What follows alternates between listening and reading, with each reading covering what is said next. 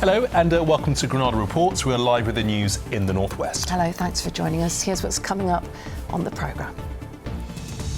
The conspiracy theorist in court after he claims the Manchester Arena bombing was a government hoax. He says it's an attempt to shut down free speech. Missing in Mallorca, the family of a trainee barrister fly out to search for him. Murdered Brianna's mum tells us why she's working to help school children improve their mental health. Just days to go, we count down to the start of the Olympic Games with one of our best medal hopes. The new arrivals down at the zoo who are really creating a splash. And it's an improving picture as we move through into tomorrow. Plenty of sunshine coming our way. I'll have the full forecast later in the programme.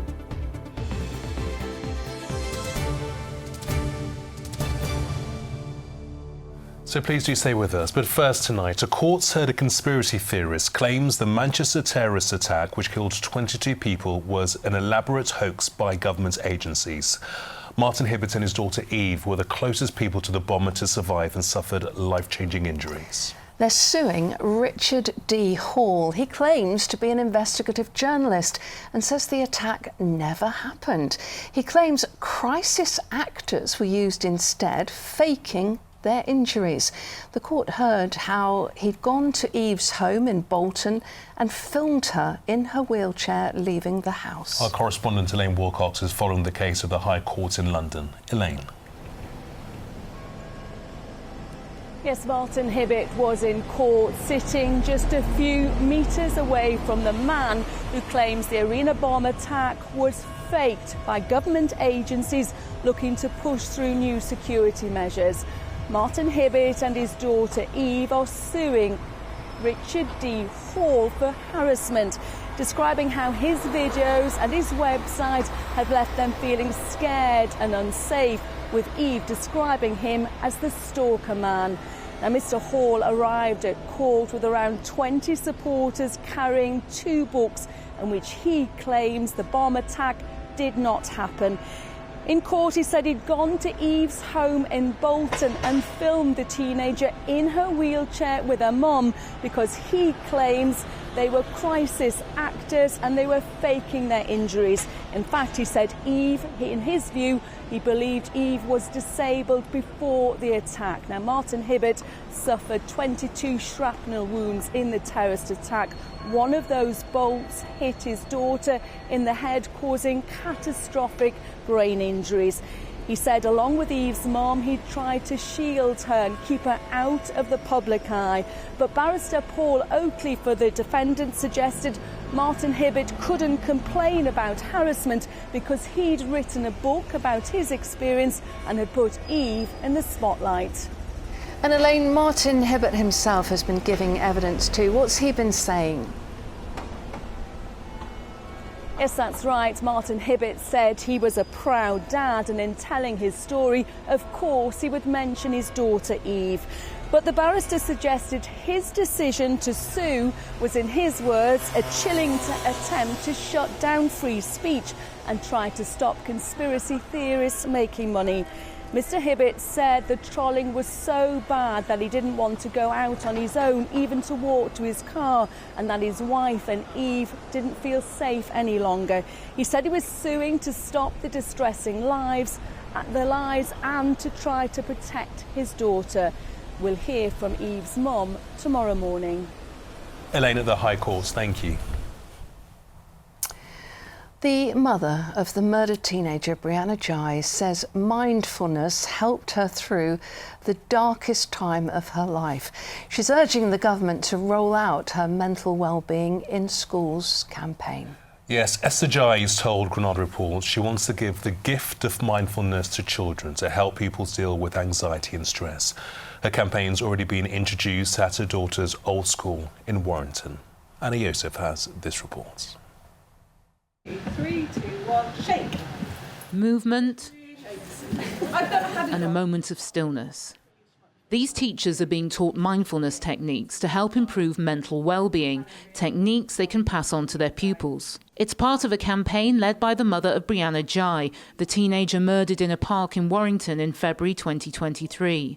Esther Jai's on a mission to introduce mindfulness to all schools across the country. Before Brianna was murdered, she really struggled with her mental health. She had an eating disorder, she was self-harming, she had anxiety to the point of where she was refusing to come to school.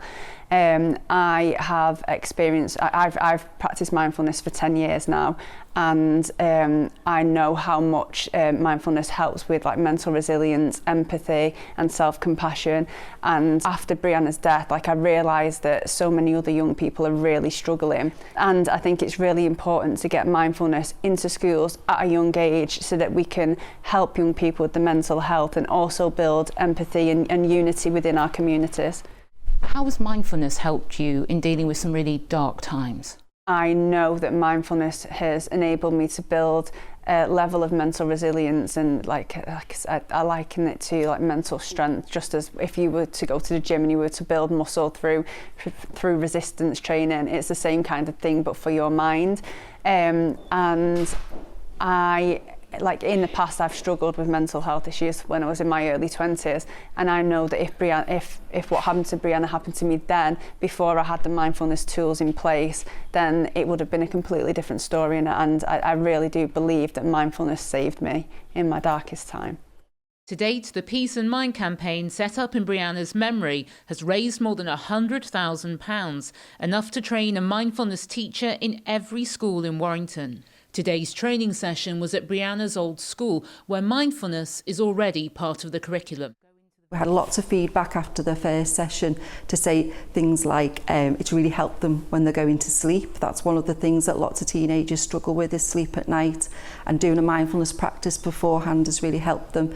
The year 11s were really, really positive about how it helped them to deal with exam stress and the build up to their GCSEs. So it's been overwhelmingly positive from the students. Taking a mindful approach to mental health and giving children the tools to deal with life's challenges. Anna Yosef, ITV News. Well, some good news breaking tonight. Ben Ross, the trainee barrister from Wigan, who'd been missing in Mallorca for the last 12 days, has been found. In the last hour, Ben appeared at the British consulate there. It comes after his mother Felix flew out to the island to look for him. She says she couldn't be more relieved. Money donated to support her search will now be handed to the Andes Man Club charity. Tributes are being paid to former BBC presenter Becky Barr, who has died at the age of 46. Becky, who is from Lancaster, revealed that she'd been diagnosed with terminal cancer last year.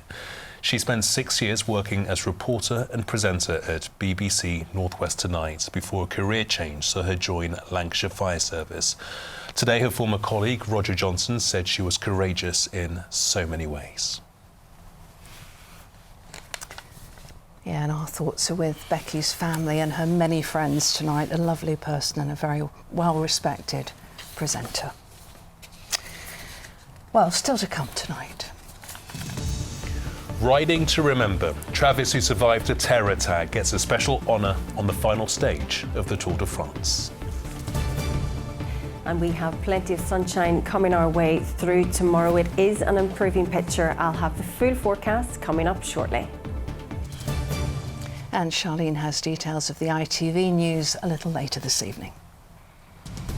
Coming up at 6:30, Kamala Harris has vowed to earn and win the presidential election after Joe Biden drops out of the running. It's another dramatic twist in the run-up to November's election. We'll have all the analysis from Washington. Also tonight, 6 people, including 2 children, killed in a horror crash at Wakefield. And Team GB's youngest athlete gets a lesson on the track from her idol ahead of the Paris Olympics. Join us for those stories and more from 6:30.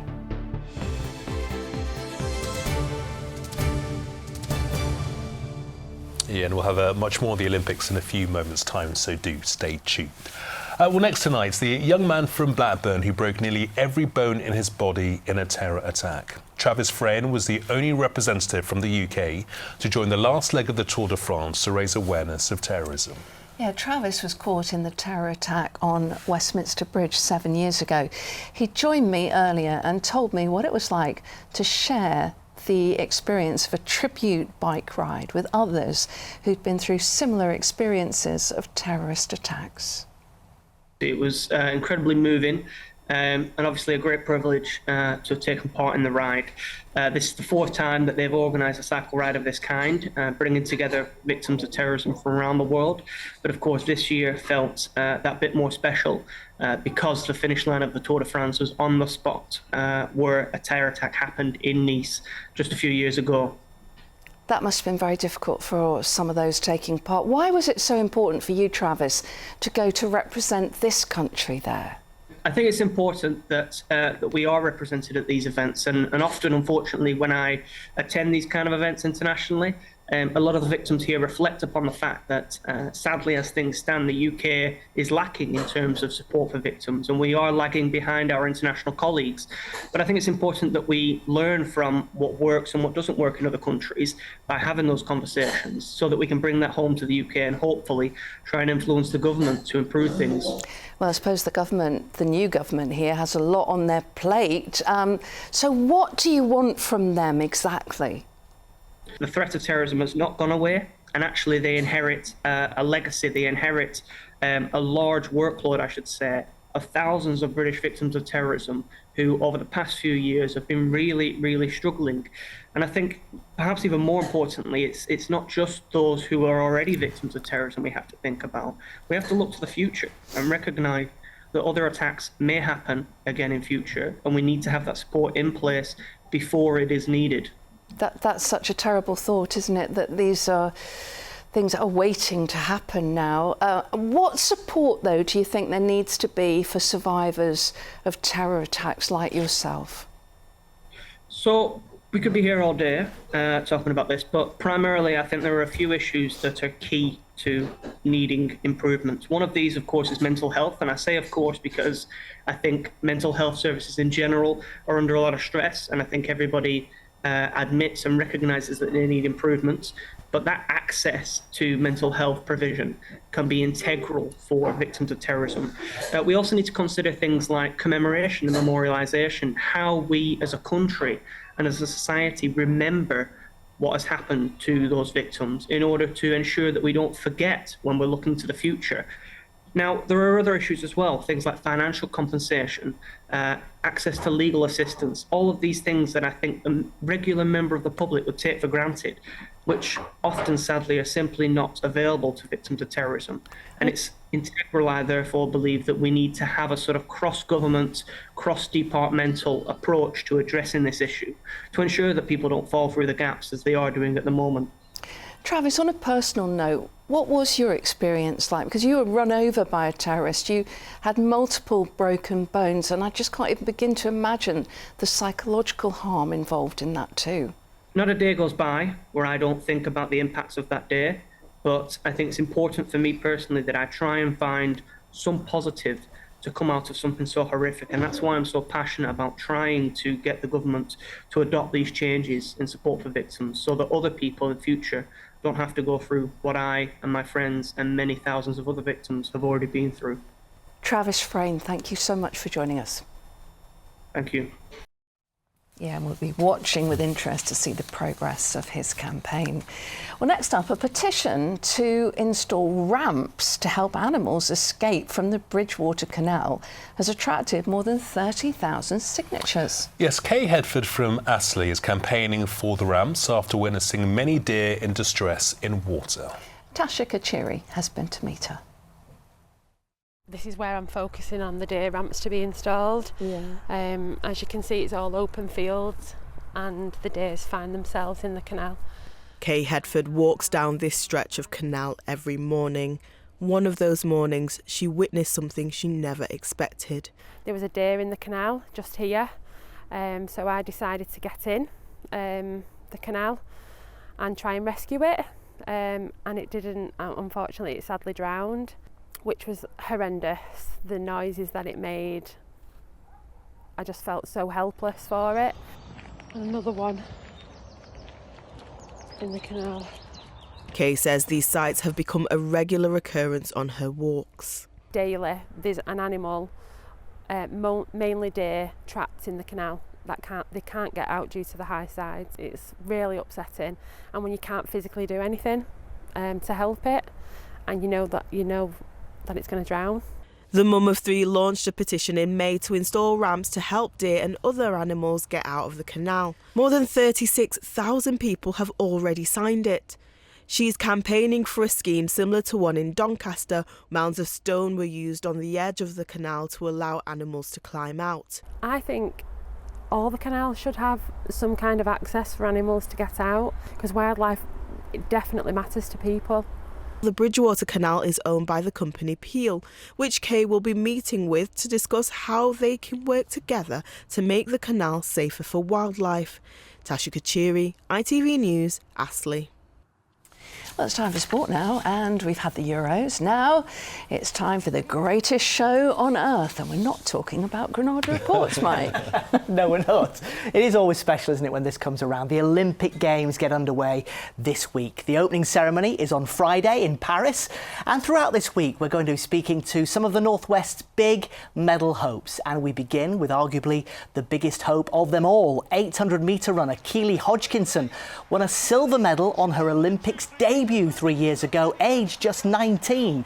She heads to Paris on the back of this win at the London Diamond League over the weekend, where she set a new national record. Keely, who's from Atherton in Greater Manchester, is now targeting gold at this year's Olympics. I paid her a visit with a little surprise to send her on her way. They were 2 minutes that turned Keely Hodgkinson into a superstar. Her shock silver medal in Tokyo at just 19 catapulted her into the limelight. This time she heads to the Olympics as one of the favourites for gold. 2, 1, go. I kind of don't really view it as a pressure, to be honest. I think it's really exciting. I think it changed my life last time. I still think it has the ability to do that again. And just having I remember like in my hometown and stuff, everyone was so supportive. So I'm actually really looking forward to hopefully having that again, and like people putting little posters up, and I saw it all, and it was really nice to have that. What's the coolest thing you've done in the last 3 years off the back of your success? I would actually probably say when I drove the James Bond Aston Martin, I think that was very, very cool. Also cool will be appearing at her first Olympics with a crowd, having been denied that opportunity in Tokyo due to COVID restrictions.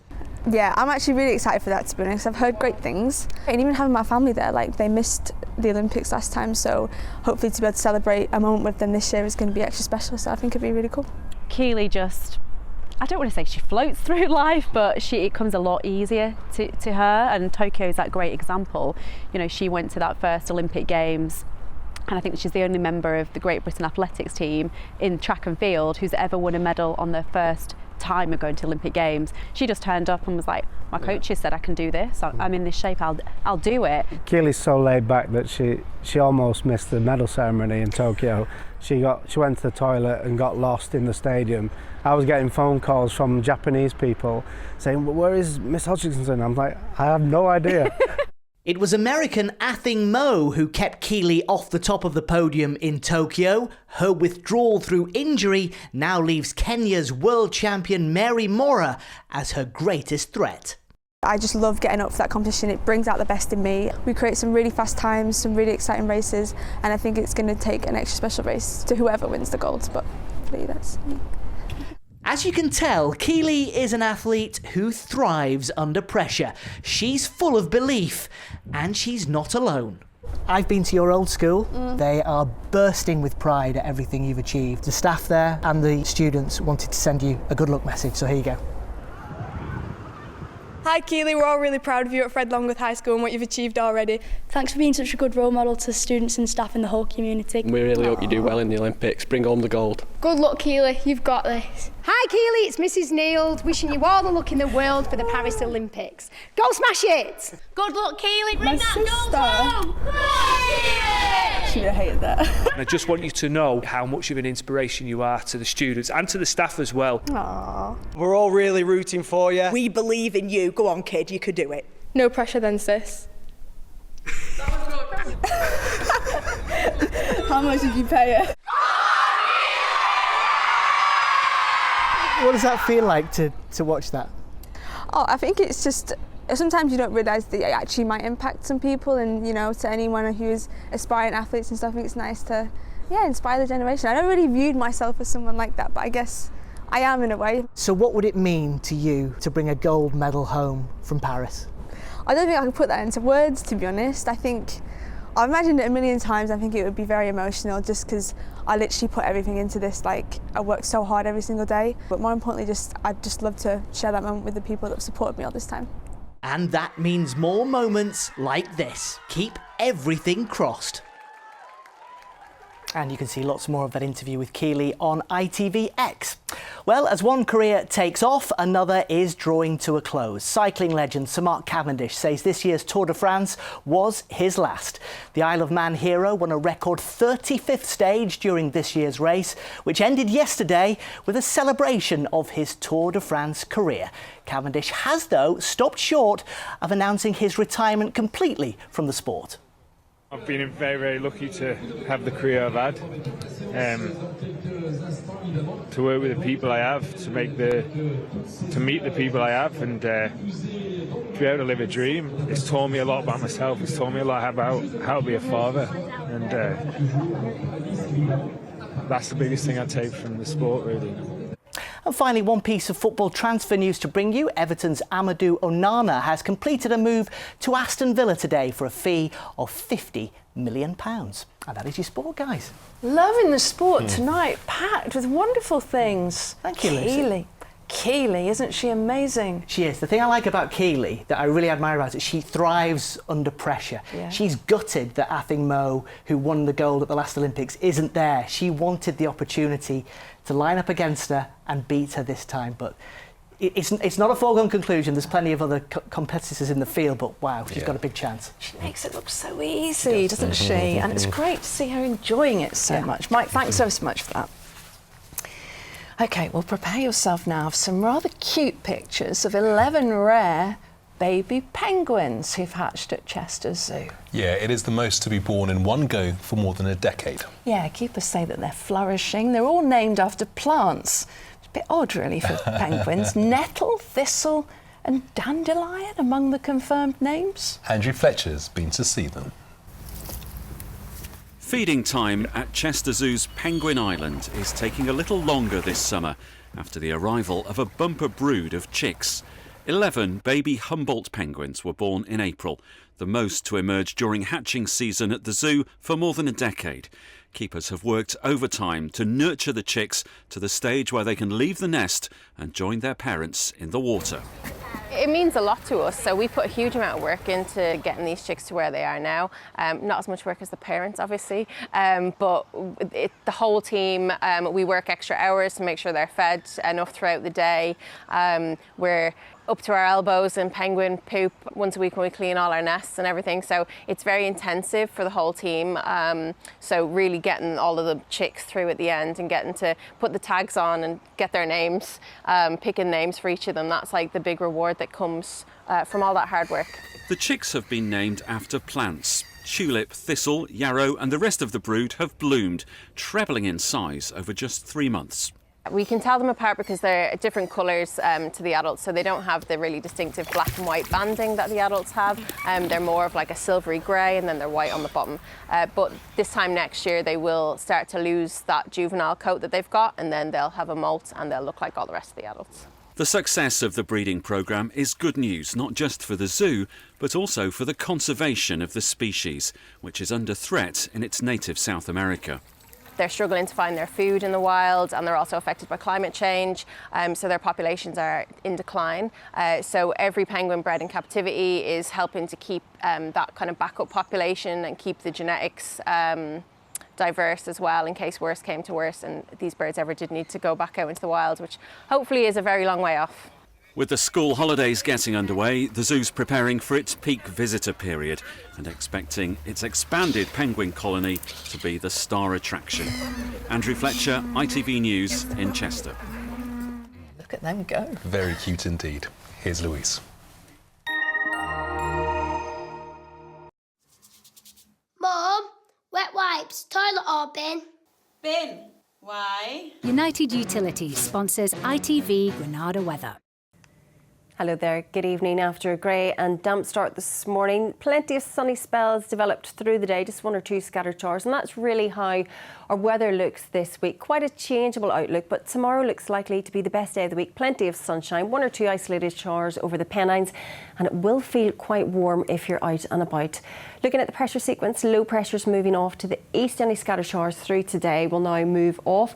A brief ridge of high pressure building in, settling things for a time through tomorrow, staying largely dry and sunny, but we will have thicker cloud pushing in on Wednesday. So tonight, any showers dying out, clear skies developing in the overnight period. It's quite a mild and muggy night tonight. Temperatures holding up in around 13 to 16 degrees Celsius with light winds. So tomorrow then gets off to a fine and dry start. Plenty of sunshine developing early on, staying with us right through the day. There is a possibility of one or two showers across the Pennines, but for most it's a largely dry day with a top temperature of 22 degrees Celsius. UV levels are high tomorrow, as are the pollen levels, so not great news for anyone who suffers from hay fever. So looking ahead then for the next few days, it is a changeable outlook this week. We'll have cloudy skies with some sunny spells through Wednesday, feeling warm with highs of 22 degrees Celsius. As we move into Thursday, we have thicker cloud pushing in, bringing some scattered showers. We could have the odd rumble of thunder at times too. Sunshine and showers through Friday, and temperatures slowly starting to trend down as we head towards the weekend. That is the very latest. Have a lovely evening. Bye-bye for now. Cleaned up well. United Utilities sponsors ITV Granada weather. And before we go, it's been a great few days for one of the bands we featured on Granada Introducing.